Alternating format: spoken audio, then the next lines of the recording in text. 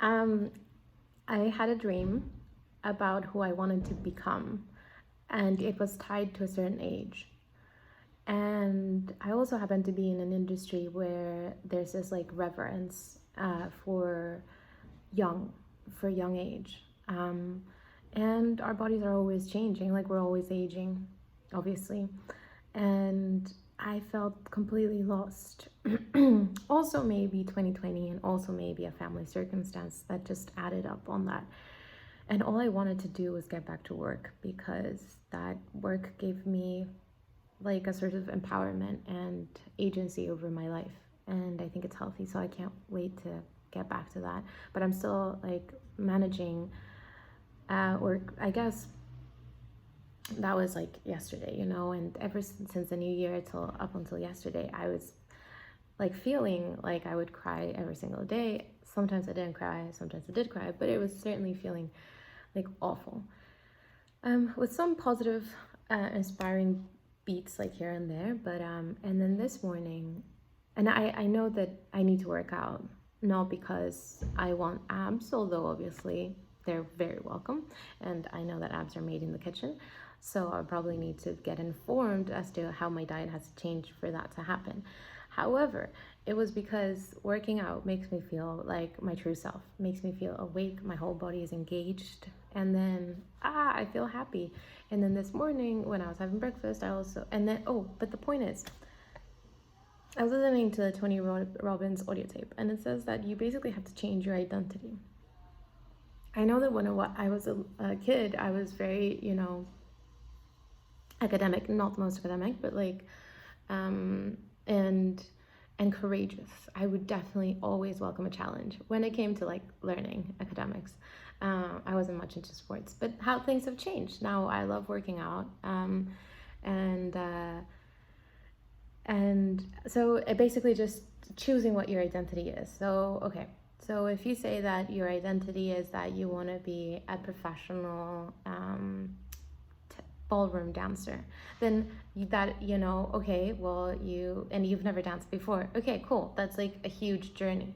But how to get there to the end, is you start behaving as if you're already the professional ballroom dancer. How does that work? Okay, so you can close your eyes and just ask yourself, okay, so what would a professional ballroom dancer look like, walk like?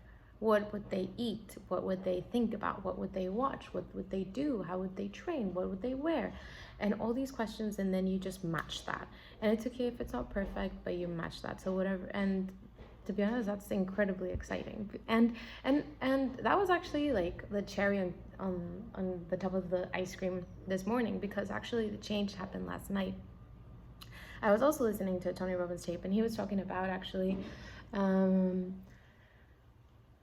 about an emotional flooding.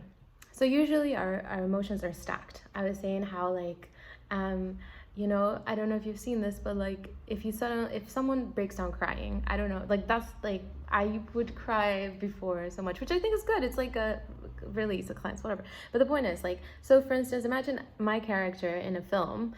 I'm in school and I have this pen and then I suddenly drop it and then I start crying. Okay, obviously I'm not crying because the pencil dropped, but it's emotional stacking. What led me there? So for instance, last night my mom shouted at me and she told me that I was terrible and I wouldn't amount to anything. Okay, shit. And then I couldn't sleep, so I didn't sleep, and then I'm tired, which obviously makes your emotions be more like, bigger or heightened, or you're just like more susceptible to them. And then the following morning, you miss the bus, and so you're late to class, and that's embarrassing. You're already on the verge of tears, and then suddenly you bump into the bully, or the bully bumps into you and says like, I hate it when you always seem to drop your pencil. It just distracts me so much. So like, you're so annoying, blah, blah, you take up space, whatever.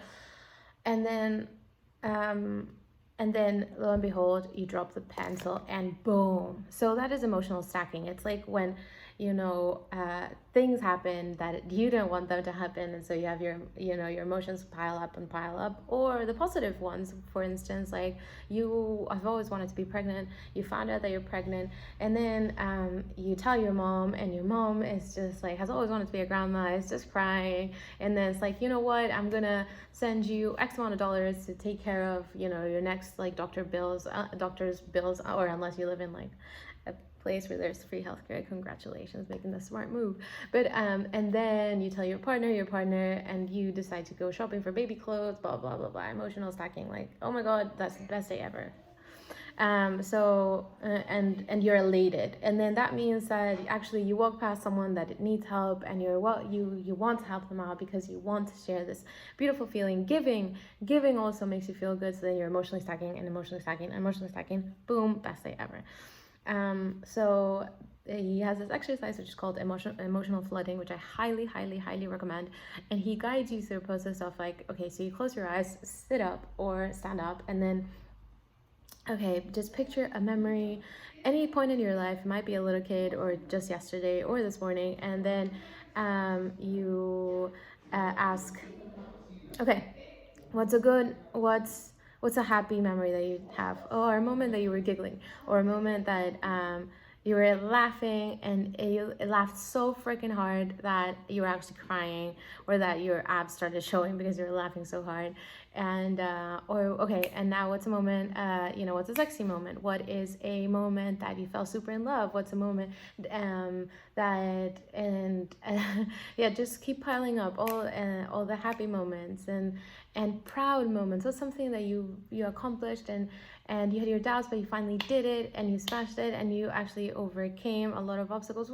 What's a moment that you were able to gift to someone, selflessly, and you felt super good about it? What's a beautiful moment, a landscape, watching nature, whatever? So and every time you just keep adding more and more, and they're coming faster and faster and faster, and then you suddenly like just feel elated because you realize, wow, like I feel so freaking grateful that I've had these amazing things happen in my life, or that I was able to do them.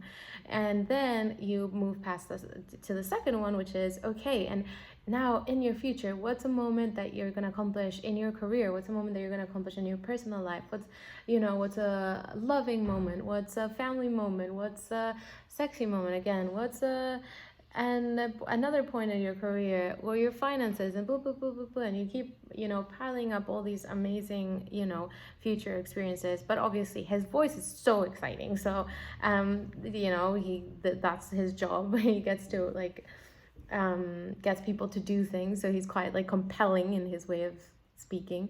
But yeah, so that's what helped me. So last night I had been asking for this old part of who I was that wasn't serving who I am to basically die. I needed this part of me to just leave. And I didn't know where to get. I even like considered looking up rituals of like, becoming something else, whether it's like, I don't know, lighting a candle or something. And then that same night, at nighttime, I was able to, go through this process that was so beautiful, because I realized that what had held me back for so long was that I lacked a vision. I didn't know where I was going. I knew what I wanted to achieve, what are some like bullet points, things that I wanted to achieve, but I didn't know exactly why. Like I did know why I wanted to achieve them, but I didn't think that I would be able to. There was no evidence of it like in my current life. And then I missed this huge deadline that I have for myself, and I was like, I'm done, because that old part of who I was is no longer relevant. I didn't achieve it, boom, like let's move on to the next one. Like I don't care, I'm not gonna waste another second of my life being sad about this thing that didn't happen, when actually there's so much more than I will be able to achieve, and that I am making now. And that and then another thing that was really cool was that he was speaking about being a person that is because he was talking that when he became super successful, and then he was stressed out all the time because he had so many to do things, and he like an appointments and everything to keep. So he said, okay, this sucks. He had a horrible time, and he was also a horrible person to other people, because he was just like angry, stressed, and whatever. So that was not I mean, I wouldn't say horrible, yeah, but maybe not a kind person. And then so he said, okay, he read part of Benjamin Franklin's autobiography, and then he said he chose new words to describe who he is and make sure that he lived those things every single day of his life, no matter what, no matter if life wasn't being, friendly towards him. So he would say, like, I am playful, I am fun, or I would say I'm inspired, or I'm inspiring, or I'm motivated, or whatever you want to say. I love that I am playful thing. So you just look for ways in your day to be that. And so even if you're having the best day of your life or a not so good one or the worst day of your life, you're still gonna be who you are. And I thought that was wonderful, because even if we achieve all our goals and expectations and to-do lists, we're still ourselves. Like, we're still emotions. And I think, like, he always says, like, quality of your life is the quality of your emotions. Like, you might be stressed out and accomplish everything, and like, what's, why would you push yourself so hard to not be content or happy or whatever? So I'm excited for what's to come. I'm excited for myself today. I'm excited that I got this program, which is called, I think it's called the Time of Your Life.